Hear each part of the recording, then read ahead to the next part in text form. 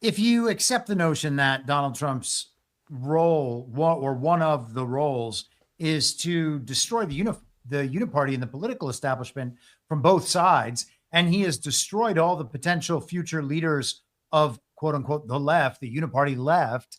And I think that there's a good argument to be made that he's done that. I mean, they're trying to scrape up someone like a Gavin Newsom or Gretchen Whitmer. Kamala Harris was a non-starter for the country. Tim Walz is now the focus of the ire. They're trying to create new stars with Mamdani and stuff like that, but Trump is like stealing them and making them our boys.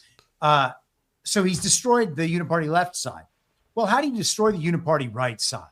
If you know that kind of neocon tech conglomeration that still exists in like the Zionist Republican establishments, and they are kind of waiting to ride out this Trump term. All the people like from the Daily Weimar and Turning Point USA who spent 3 or 4 years going really hard on wokeness and wee-wees and hoo-ahs the entire time and totally ignoring the fact that we don't have real elections and that we're just being shown psyops all day. That whole set of people, that's a lot of people to expose to MAGA, the people who think that those are their allies. That's a lot of people to expose if you want to bring down the uniparty right side of the political establishment. So how do you do that? Well, you got to spotlight them all at once.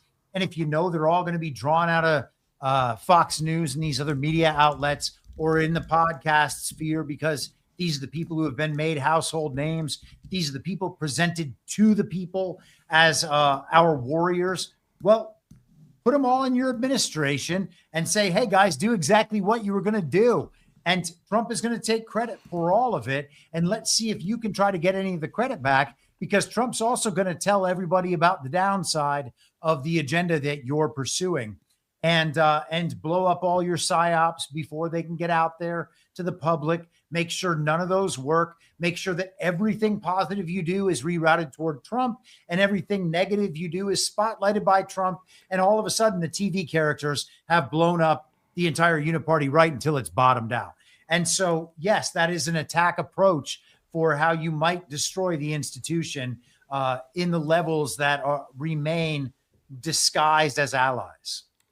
Yeah, and it's that drafting idea you talk about, but like long term. Maybe drafting isn't the best term for that specific version of it, but it's like the restraint and the mastery. And I've been calling Trump a master specifically of narrative warfare the whole time. I am not naive enough to believe that whatever plan or plans within plans we're looking at were totally originated by Donald Trump, etc. That would be But crazy.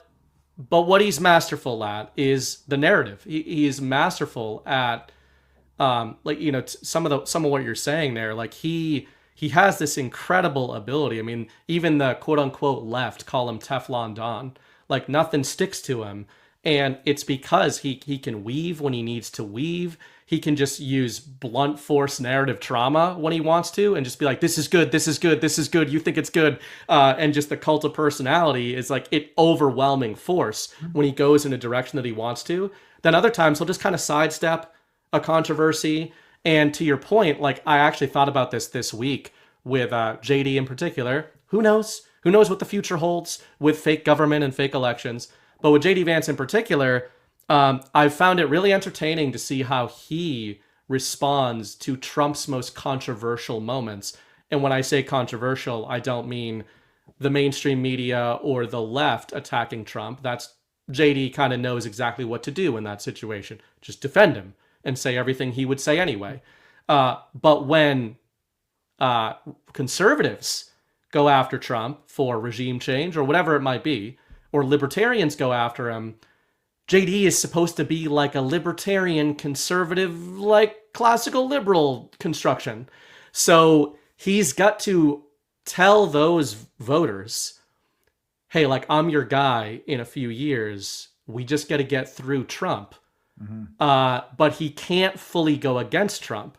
So I would say when JD is doing like the shuffle, is when he answers every question by starting it with, I think what Donald Trump is trying to do is, and then he communicates something other than what Donald Trump is trying to do.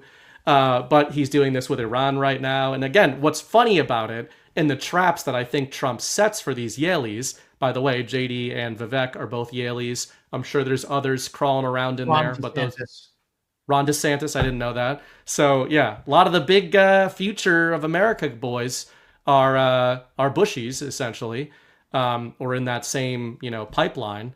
But I find this so fascinating recently with the Venezuela and Iran and everything because, like, on the surface, what JD is saying, I agree with, Mhm. but not for the reasons he's saying, Right. which I said in chat earlier today, or maybe it was on Twitter. Like, yeah, Trump is doing a fake regime change to bait out the people in his administration Yeah. that are mad at it, even if you could defend why they're mad at it.